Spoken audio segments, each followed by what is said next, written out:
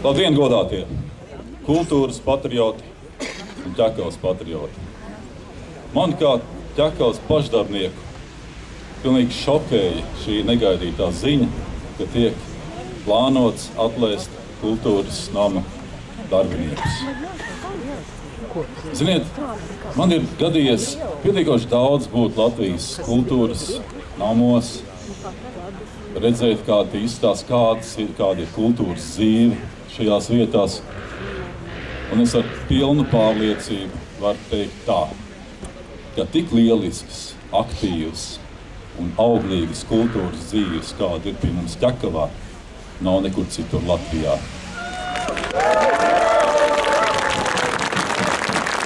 Un tas ir tikai pateicoties šīm lieliskajām komandām, kas ir mūsu kultūras namos, šīm izcilajām personībām, kādas mums ir un kuras gatavojas mums atņemt.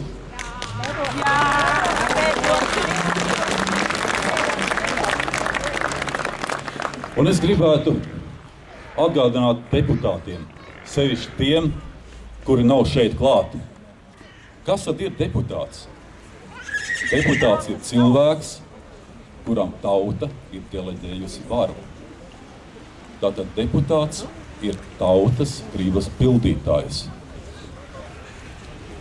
Un šeit šobrīd šī tautas griba tiek demonstrēta nepārprotami, uzskatāmi. Un deputātiem ir jāieklausās mūsu gribā. Un ceru, ka veselais saprāts uzvarēs.